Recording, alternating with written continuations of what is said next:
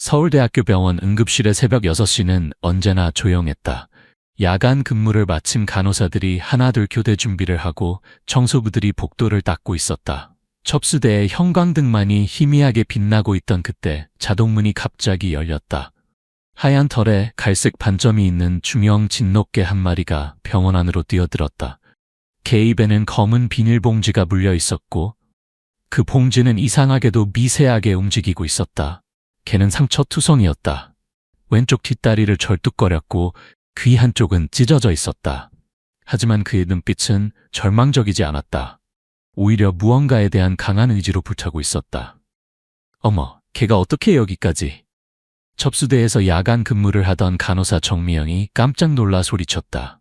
40대 중반의 그녀는 15년간 이 병원에서 일했지만 걔가 병원 안으로 들어온 것은 처음 보는 일이었다. 그녀는 급히 보안실에 전화를 걸었다. 보안실이요? 응급실에 걔가 들어왔어요. 빨리 와주세요. 보안요원 2명이 급히 달려왔다. 김철수 과장은 30년간 이 병원에서 보안 업무를 담당해왔지만 이런 상황은 처음이었다. 그는 조심스럽게 걔에게 다가갔다. 얘야, 여기는 내가 올 곳이 아니야. 나가자. 하지만 걔는 움직이지 않았다. 아니, 움직일 수가 없었다. 입에 물린 봉지를 놓을 수 없었기 때문이었다. 걔는 보안요원들을 피해 복도 안쪽으로 달렸다. 저게 뭔가 물고 있어요. 젊은 간호사 이수연이 소리쳤다. 그녀는 갓 간호대학을 졸업한 신입 간호사였다. 예민한 성격의 그녀는 다른 사람들이 놓친 디테일을 발견하는 능력이 있었다. 저거 그냥 쓰레기 봉지 아닌가요? 미영이 고개를 갸웃했다.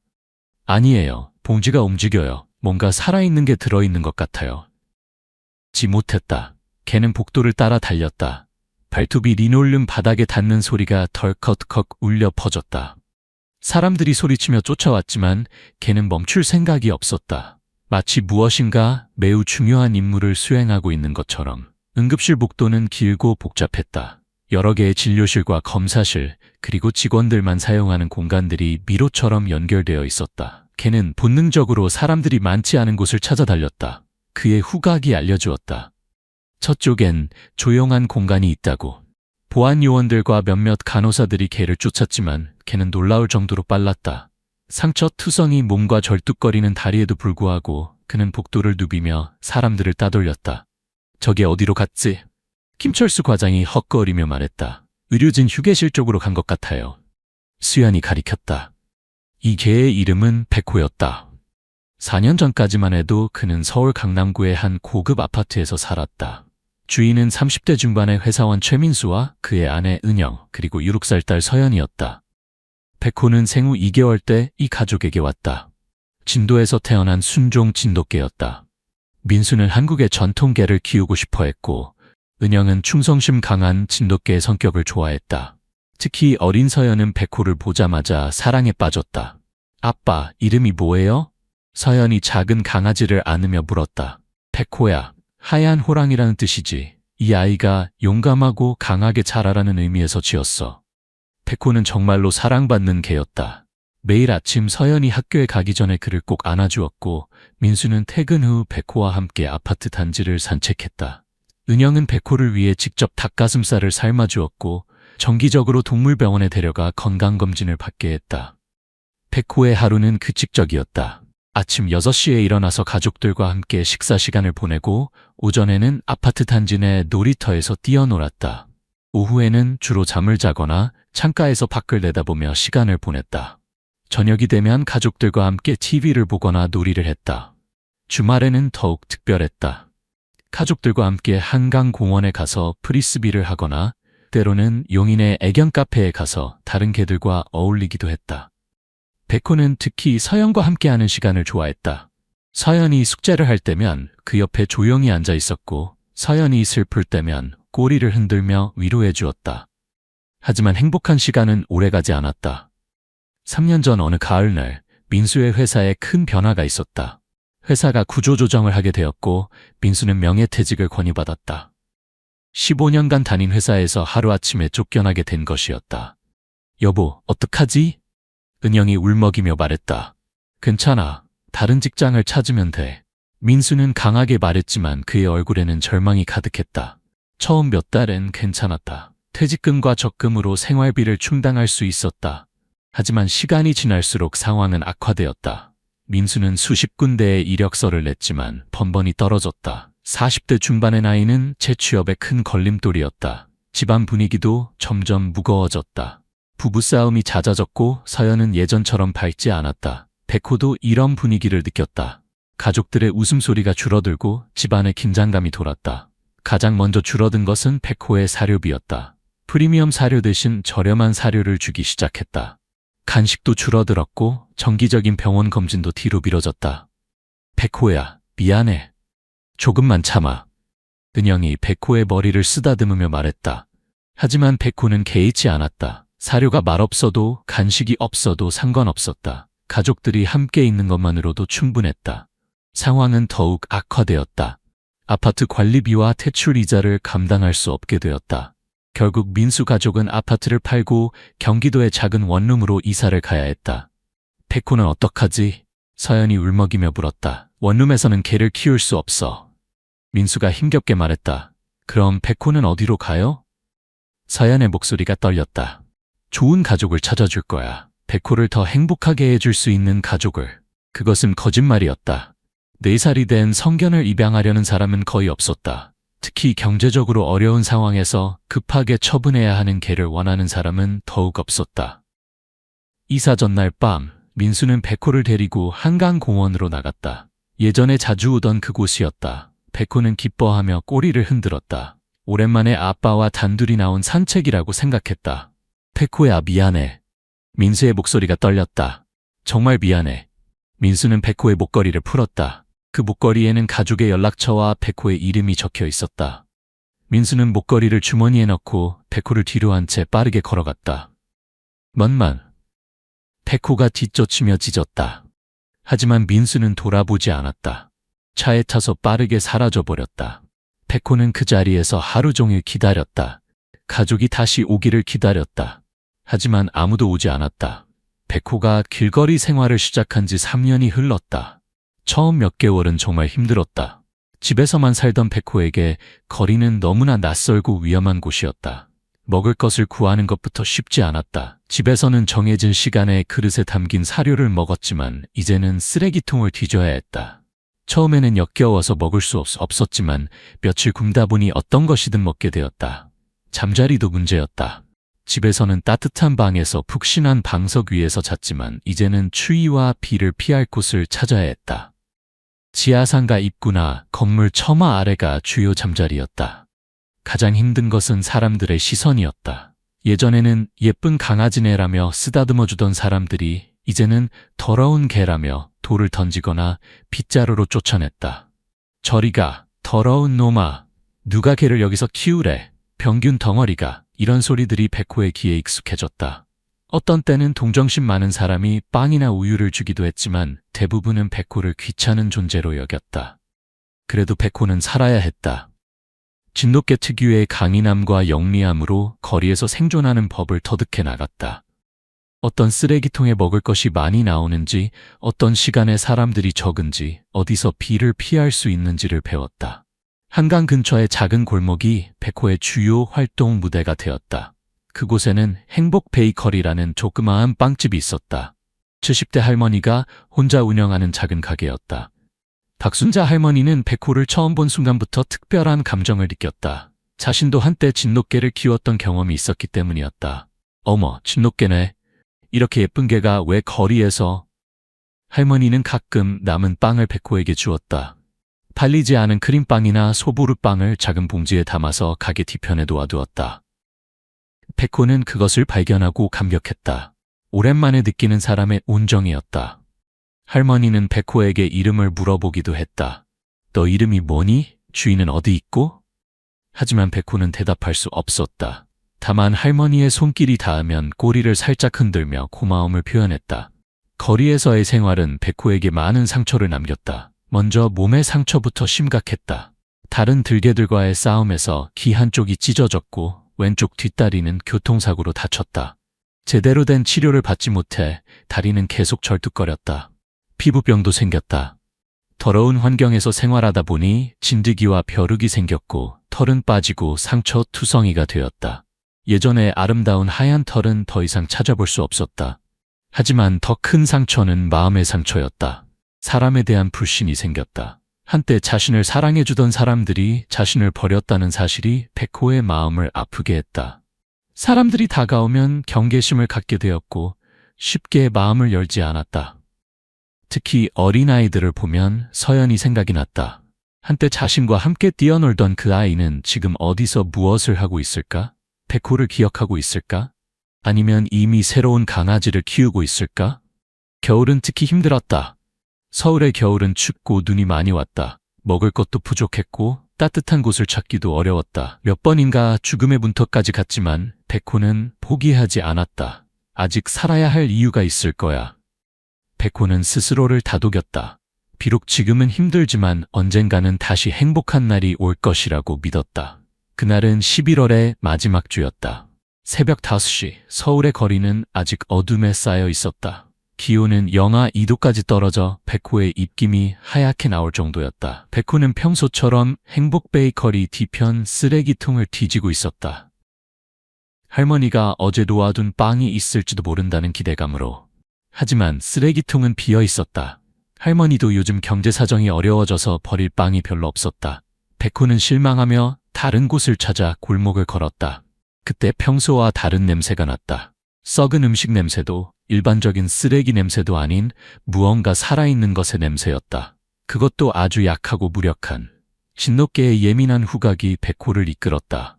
냄새는 골목 끝 골판지 상자들이 쌓여있는 곳에서 나고 있었다. 백호는 조심스럽게 다가갔다. 상자들 사이에 찢어진 검은 비닐봉지가 놓여 있었다. 봉지 안에서 무언가 미세하게 움직이고 있었다. 백호는 더욱 조심스럽게 다가가 코를 가까이 댔다. 그 냄새는 생명의 냄새였다. 갓 태어난 생명의 냄새였다. 백호는 부드럽게 비닐봉지를 코로 밀어 열어보았다. 그 순간 그는 완전히 얼어붙었다. 조그만 아기가 거기 있었다. 갓 태어난 듯 보이는 아기가 차가운 새벽 공기 속에서 파랗게 질린 채 누워 있었다. 아기는 거의 숨을 쉬지 않고 있었다. 작은 가슴이 간신히 오르락내리락 할 뿐이었다.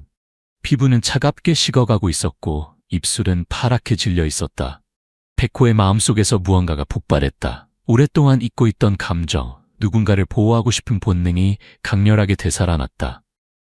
이것은 서연을 돌보던 그때의 감정과 같았다. 이 아이를 구해야 해. 백호는 한 번도 경험해보지 못한 강렬한 사명감에 휩싸였다. 이 작은 생명을 그냥 둘 수는 없었다. 하지만 어떻게 해야 할지 막막했다. 그때 백호의 머릿속에 하나의 장소가 떠올랐다. 큰 하얀 건물, 항상 사람들이 드나드는 곳, 아픈 사람들이 들어가면 건강해져서 나오는 곳, 한강을 건너 멀리 있는 그 큰 병원, 서울대학교 병원. 한 번도 가본 적은 없지만 백호는 그 병원을 알고 있었다. 거리에서 생활하며 여러 번 그 큰 건물을 멀리서 본 적이 있었다. 그곳에 가면 이 아기를 살릴 수 있을 것이다. 백호는 조심스럽게 비닐봉지에 가장자리를 입에 물었다. 아기를 다치게 하지 않도록 최대한 부드럽게. 아기의 무게는 생각보다 가벼웠지만 그 안에 담긴 생명의 무게는 매우 무겁게 느껴졌다. 병원까지의 거리는 약 5km. 평소 같으면 1시간 정도면 충분히 갈 수 있는 거리였다. 하지만 지금은 상황이 달랐다. 아기를 안전하게 운반해야 했고 절뚝거리는 다리로는 평소보다 더 오래 걸릴 것이었다. 백호는 한강변을 따라 달리기 시작했다. 새벽 5시 30분, 거리에는 아직 사람이 많지 않았다. 간혹 조깅하는 사람들과 출근 준비를 하는 사람들이 보였지만 백호에게 특별한 관심을 보이지는 않았다. 하지만 달리는 것은 쉽지 않았다. 비닐봉지를 물고 있으니 제대로 숨을 쉴 수 없었다. 왼쪽 뒷다리는 점점 더 아팠다. 몇 번인가 멈춰서 쉬고 싶었지만 아기의 상태가 계속 악화되고 있는 것을 느낄 수 있었다. 더 빨리, 더 빨리. 백호는 자신을 재촉했다. 시간이 지날수록 아기의 체온이 떨어지고 있었다. 숨소리도 점점 약해지고 있었다. 한강대교를 건널 때였다. 새벽 러닝을 하던 중년 남성이 백호를 이상하게 쳐다봤다. 저게 뭐 하는 거지? 쓰레기 봉지를 물고 달리네. 하지만 그는 멈춰서서 자세히 보려 하지 않았다. 그저 이상하다는 생각만 하고 지나쳤다. 백호의 발바닥은 아스팔트에 쓸려 아팠다. 피가 나기 시작했지만 그는 멈추지 않았다. 숨이 가빠서 혀가 축 늘어졌지만 입에 물린 봉지만큼은 절대 놓지 않았다. 서울 시내로 들어서자 사람들이 많아졌다. 지하철역 주변은 출근하는 사람들로 붐볐다. 백호는 사람들 사이를 헤치며 달렸다. 저게 뭐야? 쓰레기 봉지 물고 뛰어다니네. 주인은 어디 있는 거야? 사람들은 백호를 신기하게 쳐다봤지만 아무도 멈춰서서 도와주려 하지 않았다. 모두들 바쁜 아침 시간이었다. 자신의 일에만 신경 쓸 뿐 한 마리 개의 절박함을 알아차릴 여유는 없었다. 한 아주머니가 백호를 보고 혀를 찼다. 더러운 개가 쓰레기를 물고 다니네. 보기 싫어. 그녀는 백호를 피해 길 반대편으로 건너갔다. 또 다른 사람은 휴대폰으로 백호를 찍으려 했다. 인스타에 올리면 재미있겠다. 개가 쓰레기 치우는 영상. 하지만 백호는 멈춰서지 않았다. 사진을 찍히기 위해 서 있을 시간이 없었다. 아기의 생명이 위태로웠다. 몇몇 사람들은 백호를 쫓아내려 했다. 저게 위험해 보이는데? 울면 어떡해? 아이들도 많이 다니는 곳인데. 편의점 사장이 빗자루를 들고 나왔다. 저리 가. 여기서 뭐 하는 거야? 백호는 빗자루를 피해 재빨리 달렸다. 그의 마음은 아팠다. 사람들이 자신의 진심을 몰라주는 것이 속상했다. 하지만 지금은 그런 것을 생각할 시간이 없었다. 신호등에서 기다리는 시간조차 아까웠다. 백호는 차들 사이를 헤치며 도로를 건넜다. 몇 번인가 자동차에 치일 뻔했다. 위험해. 저게 미쳤나? 운전자들이 경적을 울리며 소리쳤다. 하지만 백호는 멈추지 않았다. 드디어 서울대학교 병원에 큰 간판이 보였다. 백호의 심장이 빨리 뛰었다. 드디어 도착했다. 하지만 문제가 있었다. 병원 앞은 구급차들과 의료진들로 붐볐다. 새벽 시간임에도 불구하고 응급실은 분주했다. 교통사고 환자 여러 명이 동시에 실려와서 응급실은 그야말로 전쟁터 같았다. 백호는 자동문 앞에서 잠시 망설였다. 저 많은 사람들 사이로 들어가야 했다. 과연 그들이 자신의 의도를 알아줄까? 사람들은 지금까지 자신을 쫓아내기만 했는데, 하지만 선택의 여지가 없었다. 아기의 숨소리가 점점 더 약해지고 있었다. 이미 1시간 넘게 달려온 상황에서 아기는 한계에 다다르고 있었다. 백호는 용기를 내어 자동문을 통과했다. 순간 응급실이 소란스러워졌다. 개가 어떻게 여기까지? 누군가 저 개 좀 잡아. 지금 이런 상황에서 개까지. 의료진들은 이미 교통사고 환자들로 정신이 없는 상황에서 개까지 나타나자 당황했다. 간호사들이 소리를 지르며 뒤로 물러났다. 보안실에 연락해요. 저게 불면 어떡해요? 보안요원 2명이 백호를 쫓기 시작했다. 한 명은 포획망을, 다른 한 명은 긴 막대기를 들고 있었다. 얘야, 여기는 네가 올 곳이 아니야. 백호는 복도로 달렸다. 사람들이 소리치며 쫓아왔지만 백호는 포기할 수 없었다. 복도를 따라 달리며 어디든 조용한 곳을 찾았다. 응급실 복도는 복잡했다. 여러 개의 진료실과 검사실 그리고 각종 의료기기들이 있었다. 백호는 본능적으로 사람들이 적은 곳을 찾아 달렸다. 그때 휴게실 문이 보였다. 의료진 휴게실에는 3명의 간호사가 커피를 마시며 잠시 휴식을 취하고 있었다. 야간 근무를 마치고 아침 교대를 기다리는 참이었다. 첫 번째는 50대 중반의 베테랑 간호사 김현숙이었다. 25년간 이 병원에서 근무하며 온갖 응급 상황을 겪어본 그녀는 침착하고 경험이 풍부했다. 두 번째는 30대 초반의 간호사 정유미였다. 결혼한 지 5년째로 2살 된 아들이 있었다. 모성애가 강한 그녀는 특히 소아 환자들을 잘 돌봤다. 그리고 세 번째가 박수진이었다.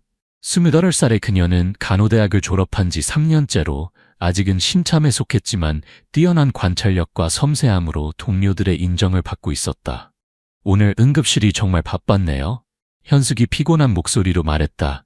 교통사고가 한꺼번에 3건이나 들어와서. 유미도 한숨을 쉬었다. 그런데 저 소리 뭐예요? 수진이 복도에서 들려오는 소란스러운 소리를 들으며 말했다. 바로 그때 휴게실 문이 열리며 백호가 들어왔다. 새 간호사는 깜짝 놀라며 일어났다. 어머, 걔가 어떻게 여기까지?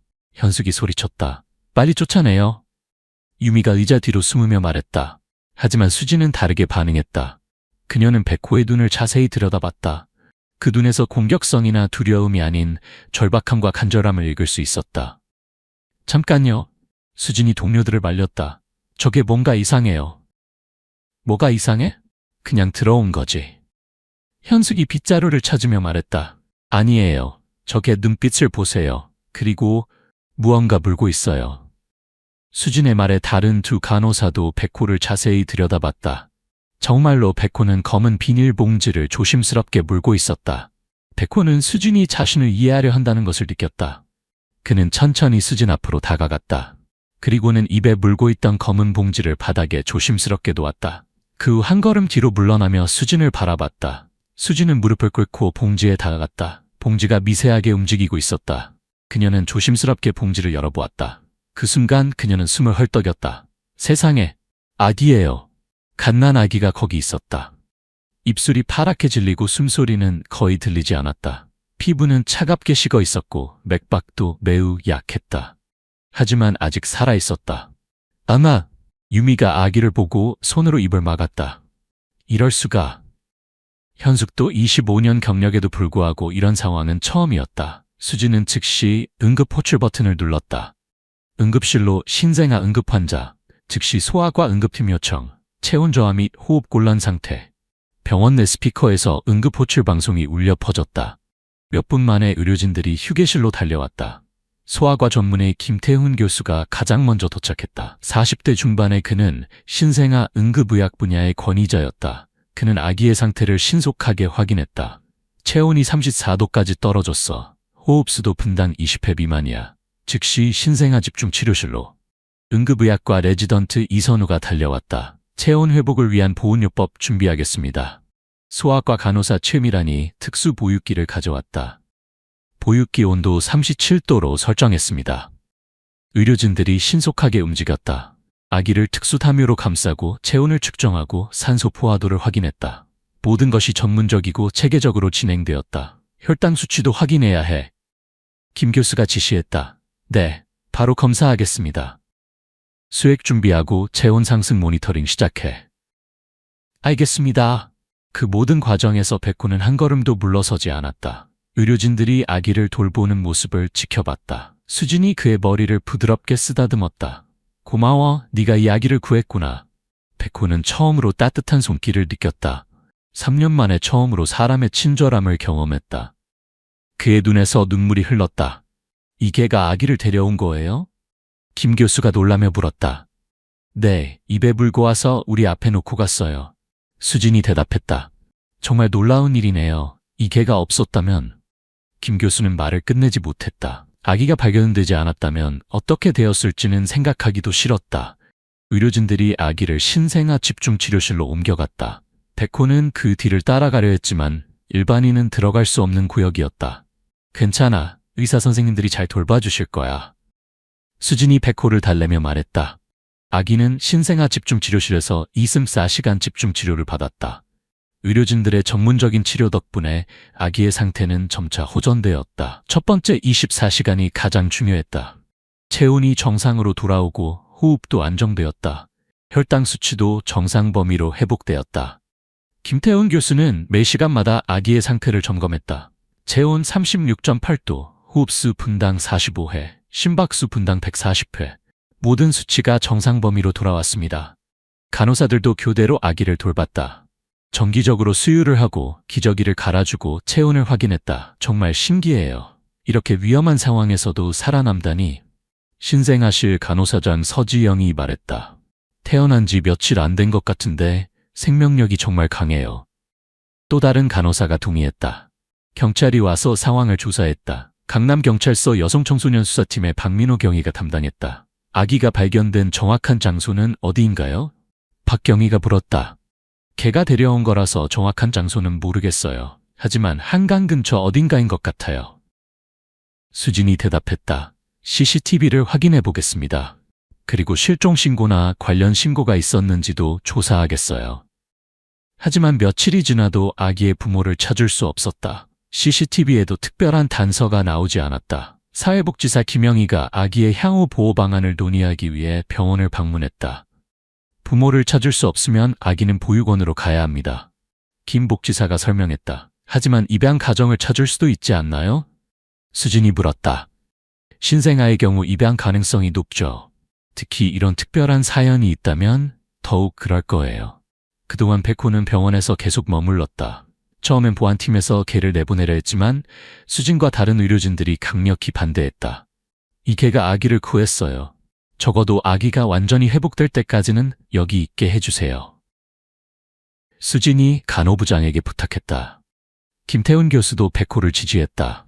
이 개는 영웅입니다. 병원의 명예를 높인 특별한 존재죠. 결국 병원장까지 나서서 결정을 내렸다. 특별한 상황이니 한시적으로 허용하겠습니다. 단 위생과 안전에 문제가 없도록 관리해 주세요. 백호에게 임시로 병원에 머물 수 있는 허가가 내려졌다. 수진이 백호의 임시 보호자가 되었다. 첫 번째로 한 일은 백호를 동물병원에 데려가는 것이었다. 백호는 전체적인 건강검진을 받았다. 심각한 영양실조 상태네요. 그리고 왼쪽 뒷다리에 골절 후유증이 있어요. 수의사 이동원이 진단했다. 피부병도 심하고 진드기와 벼룩도 많이 있어요. 전체적으로 치료가 필요한 상태입니다. 백호는 일주일간 집중 치료를 받았다. 영양제 주사를 맞고 피부병 치료를 받고 상처를 소독했다. 털도 깨끗하게 정리했다. 치료 후에 백호는 완전히 다른 개가 되었다. 원래의 하얀 털이 되살아났고 눈빛도 맑아졌다. 비록 다리는 여전히 약간 절뚝거렸지만 전체적으로 건강해 보였다. 백호는 매일 신생아 집중치료실 유리창 앞에 앉아 있었다. 아기를 직접 볼 수는 없었지만 그 근처에 있는 것만으로도 안심이 되는 것 같았다. 간호사들도 백호에게 정이 들었다. 특히 수진은 백호와 특별한 유대감을 형성했다. 너 정말 똑똑하구나. 어떻게 아기를 구해야 한다는 걸 알았을까? 수진이 백호의 머리를 쓰다듬으며 말했다. 백호는 수진의 손길에 눈을 감고 편안해했다. 오랫동안 그리워했던 사람의 온정이었다. 백호의 이야기는 곧 언론의 관심을 끌었다. 한 간호사가 SNS에 올린 글이 화제가 되면서 시작되었다. 오늘 우리 병원에 정말 특별한 일이 일어났어요. 유기견 한 마리가 갓난 아기를 구해서 병원까지 데려왔어요. 정말 감동적이었어요. 진돗개 백호 생명구조견 감동실화. 이 글이 수천 번 공유되면서 각종 언론사들이 취재 요청을 했다. KBS 9시 뉴스에서 백호의 이야기가 보도되었다. 서울대학교 병원에 감동적인 일이 일어났습니다. 한 유기견이 버려진 신생아를 발견하고 직접 병원까지 데려와 생명을 구했습니다. SBS, MBC, YTN 등 주요 방송사들이 연이어 보도했다. 신문과 인터넷 뉴스에도 백호의 이야기가 실렸다. 기적의 진돗개, 신생아의 생명을 구하다. 버려진 개가 버려진 아기를 구한 감동 실화. 진돗개 백호, 서울의 새로운 영웅으로 떠올라. 백호는 하루아침에 유명인이 되었다. 병원에는 백호를 보러 오는 사람들과 기자들이 몰려들었다. 동물보호단체들도 관심을 보였다. 한국동물보호협회에서 백호에게 영웅견마 인증서를 수여했다. 백호는 동물들도 인간과 같은 사랑과 희생정신을 가지고 있다는 거 보여준 특별한 존재입니다. 협회장이 말했다. 시민들의 반응도 뜨거웠다.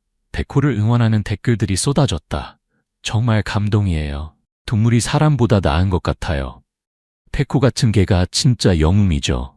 이런 개를 버린 사람들이 부끄러울 거예요. 후원금도 모였다. 시민들이 백호의 치료비와 생활비를 위해 자발적으로 돈을 보냈다. 모인 금액은 1,000만 원을 넘어섰다. 언론 보도가 나간 후 며칠 뒤 수진은 중요한 결정을 내렸다. 그녀는 간호부장에게 찾아가 백호를 정식으로 입양하겠다고 말했다. 저는 혼자 살고 있어서 반려동물을 키울 여유가 있어요. 그리고 이 개는 정말 특별해요. 이렇게 훌륭한 일을 한 개를 그냥 보낼 수는 없어요. 간호부장 최은숙도 수진의 마음을 알고 있었다. 수진이 백호를 얼마나 아끼는지 지켜봐 왔기 때문이었다. 좋은 결정이에요. 수진 씨라면 백호를 잘 돌볼 거라고 믿어요. 병원장도 수진의 제안을 기꺼이 받아들였다. 백호에게 새로운 가족이 생긴 것이었다. 수진은 백호를 자신의 아파트로 데려갔다. 마포구에 있는 작은 투룸 아파트였다. 크지는 않았지만 깨끗하고 따뜻했다. 처음에 백호는 긴장했다. 너무 오랫동안 길거리에서 살아서 실내 생활이 낯설었다. 모든 것이 신기했다. 부드러운 소파, 따뜻한 방바닥, 깨끗한 물그릇. 천천히 적응하면 돼. 이제 여기가 내 집이야. 수진이 백호를 달래며 말했다. 수진은 백호를 위해 모든 것을 준비했다. 좋은 사료, 편안한 방석, 장난감들, 그리고 산책용 목줄과 가슴줄. 모든 것이 백호만을 위한 것들이었다. 첫날 밤 백호는 잠을 이루지 못했다. 새로운 환경이 낯설었고 혹시 다시 버려지는 것은 아닌지 불안했다. 수진은 백호의 마음을 이해했다. 그녀는 거실 바닥에 매트리스를 깔고 백호 옆에서 잠을 잤다. 괜찮아, 난 어디 안 가. 네가 불안해하지 않도록 여기 있을게. 수진의 따뜻한 말과 함께 있다는 안정감 때문에 백호는 점차 잠들 수 있었다. 며칠이 지나자 백호는 새로운 환경에 적응하기 시작했다. 수진의 따뜻한 보살핌 덕분에 점차 마음을 열었다. 수진은 매일 백호와 함께 산책을 했다. 한강공원이 주요 산책 코스였다. 백호는 처음에는 다른 사람들을 경계했지만 점차 사람들에게 마음을 열기 시작했다. 저게 TV에서 본 백호 아니야? 진짜네. 아기 구한 그게. 사람들이 백호를 알아보고 반가워했다. 아이들은 백호를 쓰다듬고 싶어 했고 어른들은 사진을 찍어달라고 부탁했다. 처음에는 당황스러웠지만 백호는 점차 이런 관심에 익숙해졌다. 사람들이 자신을 좋아한다는 것을 느낄 수 있었다. 수진은 백호에게 좋은 사료를 주고 정기적으로 동물병원에 데려가 건강검진을 받게 했다. 백호의 절뚝거리던 다리도 물리치료를 받아 많이 좋아졌다. 완전히 낫지는 않았지만 일상생활에는 지장이 없을 정도가 되었다. 가장 중요한 것은 백호가 다시 사랑을 받고 있다는 것이었다. 수진은 매일 백호에게 사랑해라고 말해주었고 퇴근 후에는 함께 TV를 보며 시간을 보냈다. 백호는 다시 꼬리를 흔들며 웃는 법을 배웠다. 수진이 집에 들어오면 반갑게 맞이했고 수진이 슬플 때는 곁에서 위로해 주었다. 너 덕분에 내가 더 행복해졌어. 수진이 백호를 안으며 말했다. 정말로 수진의 삶도 변했다. 혼자 살면서 가끔 느끼던 외로움이 사라졌다. 백호가 있으니 집에 들어가는 것이 기대되었고 주말에도 할 일이 생겼다. 몇 달이 지났다. 아기는 완전히 회복되어 건강한 모습을 보였다. 체중도 정상으로 늘었고 모든 검사 수치가 정상 범위에 있었다. 입양 절차도 진행되었다. 아기의 이야기가 언론에 보도된 후 여러 가정에서 입양 의사를 밝혔다. 그 중에서 가장 적합한 가정이 선정되었다. 입양 가정은 30대 중반의 부부였다. 남편 이준호는 초등학교 교사였고 아내 김소영은 소아과 간호사였다. 결혼한 지 7년 되도록 아이가 없어서 입양을 고려하고 있던 차에 이 아기의 이야기를 들게 되었다. 우리가 이 아이를 정말 잘 키울 수 있을 것 같아요. 소영이 진심을 담아 말했다. 아이를 정말 원했거든요. 이 아이와의 만남이 운명인 것 같아요. 준호도 동의했다. 사회복지사와 병원 관계자들의 심사 결과 이 부부가 가장 적합한 것으로 판정되었다. 수진은 백호와 함께 병원을 방문했다. 정기적인 자원봉사 활동도 하고 백호가 구한 아기의 상태도 확인하기 위해서였다. 수진 씨, 오늘 특별한 손님이 오세요. 동료 간호사 유미가 말했다. 누구요? 백호가 구한 그 아기의 입양 가족이 첫 만남을 하러 와요. 수진과 백호는 소아과 병동으로 갔다. 그곳에서 젊은 부부가 아기를 안고 있었다. 아기는 이제 통통하고 건강해 보였다. 4개월이 지나면서 완전히 다른 모습이 되어 있었다. 부부는 백호를 보자 깊이 인사했다. 정말 고맙습니다. 이게가 우리 아이를 구해준 거죠? 네, 백호가 아기를 발견해서 직접 병원까지 데려왔어요.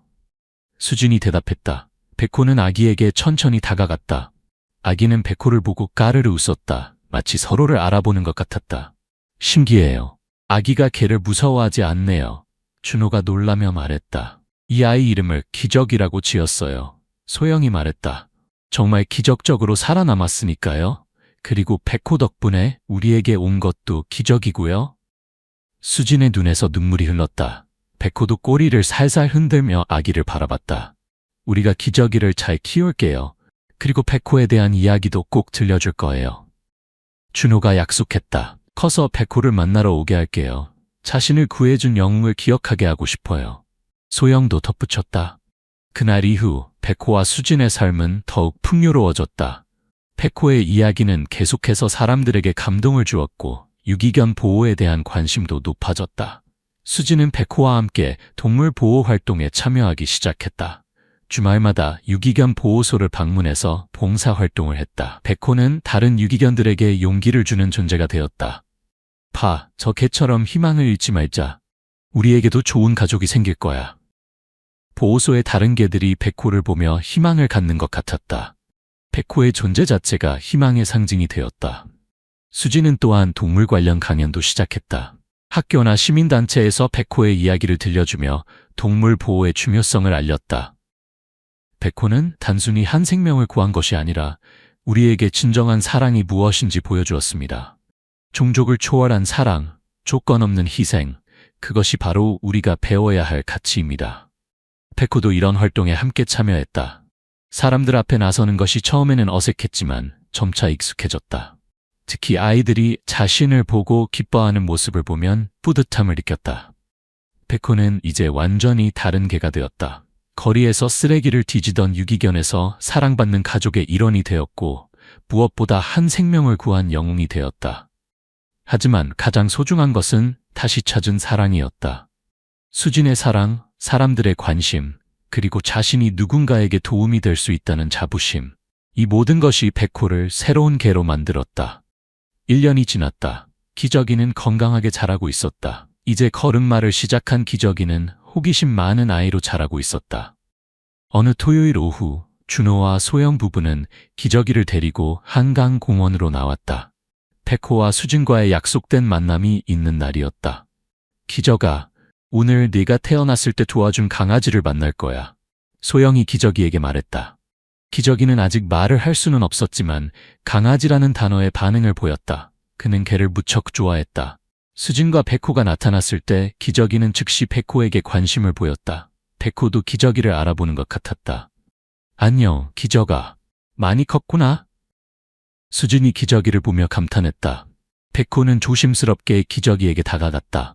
기저귀는 까르르 웃으며 백호의 털을 만지려 했다. 백호는 가만히 서서 기저귀가 자신을 만지도록 했다. 이 아이가 걸음마를 시작했을 때 첫 번째로 찾은 게 강아지 인형이었어요. 소영이 말했다. 집에 강아지 인형이 10개가 넘어요. 정말요? 백호를 기억하는 건 아닐까요? 수진이 웃으며 말했다. 그럴 수도 있어요.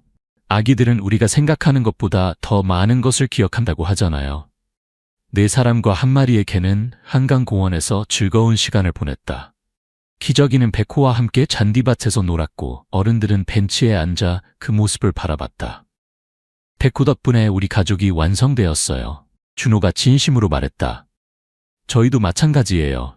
백호가 저희 삶을 완전히 바꿔놓았거든요. 수진도 고개를 끄덕였다. 그날 오후 5명의 가족은 사진을 많이 찍었다.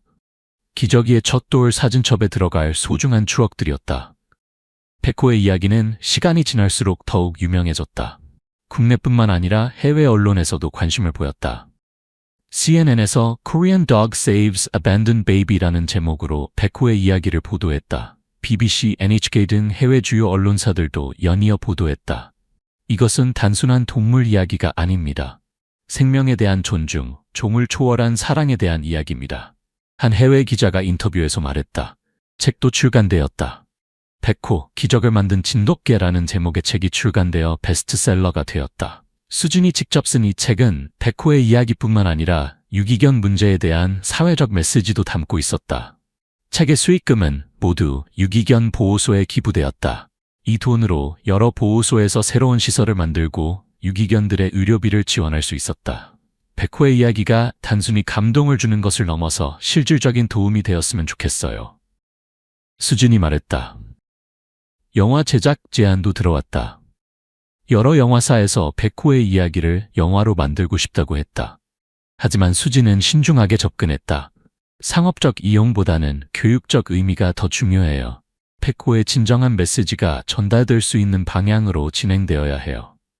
백호의 이야기는 한국 사회에 실질적인 변화를 가져왔다. 유기견에 대한 사람들의 인식이 크게 바뀌었다. 유기견 입양률이 30% 증가했다. 백호 효과라고 불리는 현상이었다. 사람들이 유기견들도 백호처럼 특별한 존재라는 것을 깨달았기 때문이었다. 정부에서도 동물 보호 정책을 강화했다. 유기견 보호소 지원 예산이 증액되었고 동물 학대에 대한 처벌도 강화되었다. 백호법이라고 불리는 동물보호법 개정안이 국회에서 통과되었다. 유기견 보호와 입양 활성화를 위한 내용들이 포함되었다. 동물병원들도 변화했다. 유기견 치료비 할인 제도가 도입되었고 정기적인 무료 진료 서비스도 시작되었다. 백호가 우리 사회를 더 따뜻하게 만들었어요. 한 동물보호단체 관계자가 말했다. 교육계에서도 백호의 이야기를 적극 활용했다. 초등학교 도덕교과서에 백호의 이야기가 실렸고 많은 학교에서 동물 사랑 교육의 사례로 활용했다. 아이들이 백호 이야기를 통해 생명의 소중함과 희생의 가치를 배우고 있어요.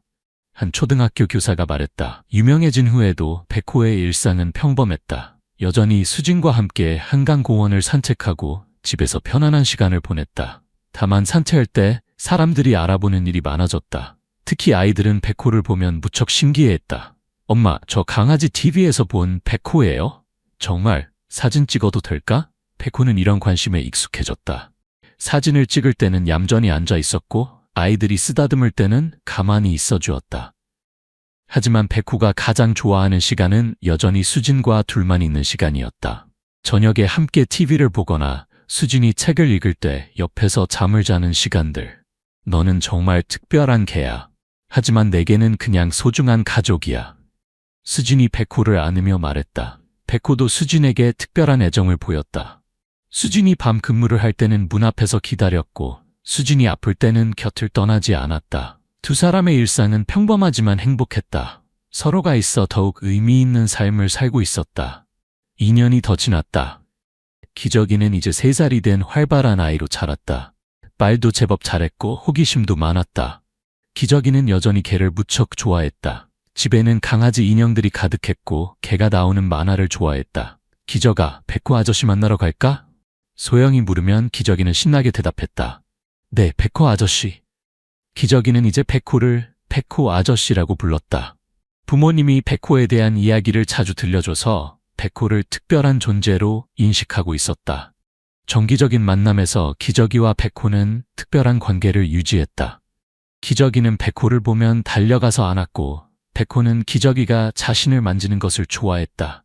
백호 아저씨가 기저귀를 구해줬대요. 기저귀가 수진에게 말했다. 맞아, 백호가 기저귀를 병원까지 데려왔어. 수진이 대답했다. 고마워요, 백호 아저씨. 기저귀가 백호를 꼭 안으며 말했다. 백호는 기저귀의 품에서 만족스럽게 눈을 감았다. 기저귀의 방에는 백호 사진이 걸려 있었다. 그리고 백호를 닮은 강아지 인형을 항상 안고 잤다. 나중에 컸을 때 백호 같은 강아지 키울 거예요. 기저귀가 말했다. 부모님은 그런 기저귀를 보며 뿌듯해했다. 백호 덕분에 기저귀가 생명의 소중함과 타인에 대한 사랑을 일찍부터 배우고 있었다. 백호가 7살이 되던 해 새로운 기회가 찾아왔다. 서울시에서 백호를 서울시 명예시민으로 임명하고 싶다는 제안이 왔다. 백호는 서울시를 대표하는 특별한 존재입니다. 시민들에게 감동과 희망을 준 백호를 명예시민으로 모시고 싶습니다. 서울시장이 직접 제안했다. 수진은 이 제안을 받아들였다. 백호가 더 많은 사람들에게 긍정적인 영향을 줄 수 있다고 생각했기 때문이었다. 명예시민 임명식이 시청에서 열렸다. 수백 명의 시민들이 참석했고 언론사들도 몰려들었다. 백호는 단순한 개가 아닙니다. 서울 시민 모두가 본받아야 할 희생정신과 사랑을 보여준 진정한 영웅입니다. 시장이 임명장을 수여하며 말했다. 백호는 조금 당황스러워했지만 수진의 곁에서 얌전히 서 있었다. 사람들이 박수를 치자 꼬리를 살짝 흔들어 인사했다. 이날부터 백호는 공식적으로 서울시의 명예시민이 되었다. 시청 홈페이지에 백호의 프로필이 올라갔고 시민카드도 발급받았다.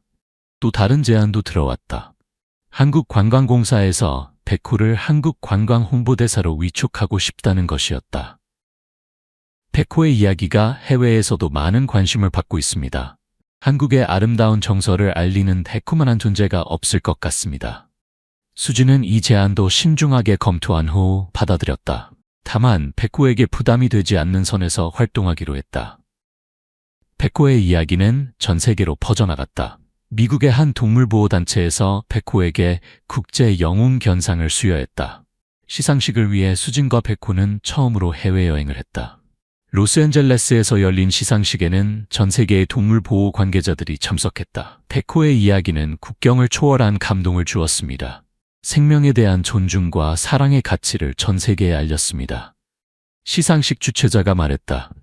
백호는 생전 처음 비행기를 타보았다. 처음에는 무서워했지만 수진이 옆에 있어서 점차 안정을 찾았다.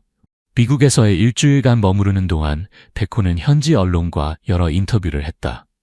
물론 수진이 대신 답변했지만 백호의 존재 자체가 많은 사람들에게 감동을 주었다. 한국에서 온 이 특별한 개가 우리에게 큰 교훈을 주었습니다. 현지 방송국 앵커가 말했다. 귀국 후 백호는 더욱 유명해졌다. 해외에서 인정받은 국제적인 스타가 된 것이었다. 하지만 백호 자신은 여전히 변함없었다. 집에 돌아와서는 평소처럼 수진 옆에서 편안하게 잠을 잤다. 백호가 9살이 되자 조금씩 늙음의 징후가 나타나기 시작했다. 털에 흰색이 더 많이 섞였고 걸음도 예전보다 느려졌다. 수진은 백호의 변화를 세심하게 관찰했다. 정기적인 건강검진 횟수를 늘렸고 식단도 노령견에 맞게 조절했다. 백호가 나이를 먹고 있어요. 하지만 건강 상태는 양호합니다. 수의사가 말했다. 다리 쪽은 어떤가요? 수진이 걱정스럽게 물었다. 예전 상처의 영향으로 관절염이 조금 있지만 심각하지는 않아요. 꾸준히 관리하면 괜찮을 거예요. 백호는 여전히 산책을 좋아했지만 거리는 예전보다 짧아졌다. 대신 공원의 벤치에 앉아서 주변을 구경하는 시간이 늘어났다. 사람들은 여전히 백호를 알아보고 반가워했다. 특히 백호의 이야기를 책이나 영상으로 접한 아이들은 백호를 보면 신기해했다. 할아버지 강아지네요. 한 아이가 말했다. 맞아. 백호가 이제 할아버지가 됐어. 수진이 웃으며 대답했다. 백호는 아이들의 관심을 여전히 좋아했다. 비록 예전처럼 활발하지는 않았지만 아이들이 자신을 쓰다듬을 때는 꼬리를 흔들며 기뻐했다. 5살이 된 기저귀는 이제 백호와 더욱 깊은 관계를 맺고 있었다. 기저귀는 백호가 늙어가고 있다는 것을 어린아이 나름대로 이해하고 있었다. 백호 할아버지가 아파요? 기저귀가 백호의 흰 털을 보며 물었다. 아니야. 나이가 들어서 털이 하얗게 된 거야. 사람도 나이가 들면 머리가 하얗게 되잖아. 소영이 설명했다. 기저귀는 백호를 더욱 조심스럽게 대했다. 예전처럼 뛰어서 안기지 않고 천천히 다가가서 부드럽게 쓰다듬었다. 백호 할아버지, 아프지 마세요. 기저귀가 백호의 머리를 쓰다듬으며 말했다. 백호는 기저귀의 따뜻한 손길을 느끼며 만족스럽게 눈을 감았다. 이 아이가 자신이 구한 그 작은 생명이라는 것이 신기했다. 기저귀는 유치원에서 백호에 대한 이야기를 자주 했다. 친구들에게 자신만의 특별한 영웅이 있다는 것을 자랑스러워했다. 우리 백호 할아버지는 정말 용감해요. 저를 구해줬거든요. 기저귀가 친구들에게 말했다. 선생님들도 기저귀의 이야기를 듣고 감동했다. 기저귀는 다른 아이들보다 동물을 더 사랑하고 남을 도와주는 마음이 컸다. 기저귀는 정말 특별한 아이예요. 백호와의 인연이 기저귀의 성격 형성에 큰 영향을 준 것 같아요. 담임 선생님이 부모님에게 말했다. 백호가 10살이 되던 해 겨울, 백호의 건강이 급격히 악화되었다. 오랫동안 잠복해 있던 종양이 발견된 것이었다. 수술이 가능하지만 나이를 고려하면 위험 부담이 클 수 있습니다. 수의사가 조심스럽게 말했다. 수지는 며칠간 고민했다. 백호에게 고통을 주고 싶지 않았지만 포기할 수도 없었다. 결국 수술을 받기로 결정했다. 백호는 용감하게 수술대에 올랐다. 수술은 성공적이었지만 회복 과정이 쉽지 않았다. 백호가 많이 약해졌어요. 충분한 휴식과 관리가 필요합니다. 수의사가 말했다. 수지는 회사에 휴직을 신청했다. 백호를 24시간 돌보기 위해서였다. 동료들과 병원 관계자들도 수진의 결정을 지지했다. 백호는 우리 모두에게 특별한 존재니까요. 충분히 돌봐주세요. 간호부장이 말했다. 백호는 집에서 조용히 회복 과정을 보냈다. 수진은 백호 곁을 떠나지 않았다. 함께 햇볕을 쬐고 함께 TV를 보고 함께 잠을 잤다. 기저귀 가족도 자주 문안을 왔다. 기저귀는 백호가 아프다는 것을 알고 있었지만 여전히 백호를 사랑했다. 백호 할아버지, 빨리 나으세요. 기저귀가 백호 옆에 앉아서 조용히 말했다. 봄이 오던 어느 날 백호는 평소보다 더 조용했다. 수진은 뭔가 특별한 날이라는 것을 직감했다. 백호는 수진을 따라 한강공원으로 나갔다. 처음 기저귀를 발견했던 그 골목 근처였다. 백호는 그곳에서 오랫동안 머물렀다. 여기가 모든 것이 시작된 곳이구나. 수진이 백호를 안으며 말했다. 백호는 고개를 끄덕이는 것 같았다. 그리고 수진을 바라보며 꼬리를 한번 흔들었다. 그날 밤 백호는 수진의 품에서 편안하게 잠들었다. 그리고 다시는 깨어나지 않았다. 수진은 백호가 떠났다는 것을 즉시 알았다. 백호의 얼굴은 평화로웠다. 마치 만족스러운 꿈을 꾸고 있는 것 같았다. 고마워 백호야. 정말 고마웠어.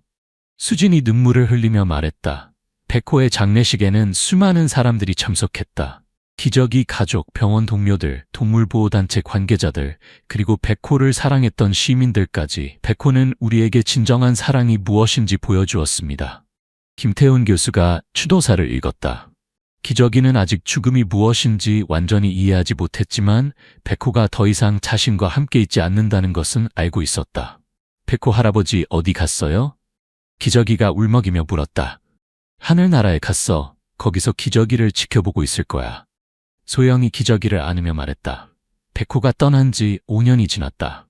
기저귀는 이제 10살이 된 씩씩한 소년으로 자랐다. 그리고 약속대로 강아지를 키우게 되었다. 진돗개 믹스인 작은 강아지였다. 이름이 뭐예요? 수진이 물었다. 백설이에요. 백호 할아버지 같은 하얀 털이라서요. 기저귀가 대답했다. 기저귀는 백설이를 정말 잘 돌봤다. 백호에게서 배운 사랑과 책임감을 백설이에게 전해주었다. 수진은 여전히 혼자 살고 있었다. 백호를 떠나보낸 후 다른 개를 키울 마음이 생기지 않았다. 대신 동물보호 활동에 더욱 적극적으로 참여했다. 백호의 이야기는 여전히 사람들에게 회자되었다. 책은 계속 팔렸고 영화도 제작되어 많은 사람들에게 감동을 주었다. 한강공원에는 백호를 기리는 작은 동상이 세워졌다. 아기를 입에 물고 달리는 백호의 모습을 형상화한 것이었다. 동상 아래에는 이런 글귀가 새겨져 있었다. 때때로 가장 위대한 영웅들은 제복을 입지 않는다. 때때로는 4개의 발과 충실한 마음을 가지고 있을 뿐이다. 매년 백호가 기저귀를 구한 날에는 작은 추모 행사가 열렸다. 수진과 기저귀 가족 그리고 백호를 기억하는 사람들이 모여서 백호의 이야기를 나누었다. 기저귀는 매년 이 행사에 참석했다. 그리고 자신을 구해준 영웅에 대한 이야기를 후배들에게 들려주었다.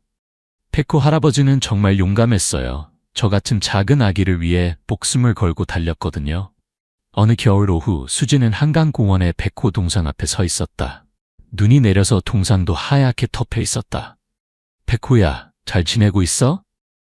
수진이 동상을 바라보며 조용히 말했다. 바람이 불어와 눈송이들이 춤을 췄다. 마치 백호가 대답하는 것 같았다. 기저귀가 백설이를 데리고 달려왔다. 이제 중학생이 된 기저귀는 키도 많이 자랐지만 여전히 백호를 기억하고 있었다. 수진 이모, 안녕하세요. 기저귀가 인사했다. 기저가 또 왔구나. 백설이도 잘 지내고 있고? 네, 백설이도 백할아버지처럼 똑똑해요. 백설이는 백호 동상 앞에서 잠시 멈춰 섰다. 마치 무언가를 느끼는 것 같았다. 백설이도 백호를 알아보는 것 같아요. 기저귀가 말했다. 수진은 미소를 지었다. 백호의 정신이 계속 이어지고 있다는 느낌을 받았다. 그날 저녁 수진은 집에서 백호의 사진첩을 꺼내보았다. 처음 만났을 때의 상처투성이 모습부터 마지막 평화로운 모습까지 모든 순간이 소중한 추억이었다. 사진 중에는 백호가 기저귀와 함께 찍은 것들도 많았다. 갓난아기였던 기저귀가 점점 자라는 모습과 함께 백호도 늙어가는 모습이 담겨 있었다. 정말 아름다운 인연이었어. 수진이 혼잣말을 했다. 그때 현관에서 소리가 났다. 누군가 문을 두드리고 있었다. 문을 열어보니 기저귀 가족이 서 있었다. 손에는 작은 상자를 들고 있었다. 뭐예요? 수진이 물었다. 백호 할아버지가 좋아할 만한 것을 만들었어요. 기저귀가 상자를 열었다. 안에는 백호 모양의 수제 쿠키들이 들어있었다. 기저귀가 직접 만든 것이었다. 내일 백호 할아버지 추도식에서 나눠드리려고 만들었어요. 백호 할아버지도 좋아하실 것 같아요. 수진의 눈에서 눈물이 흘렀다.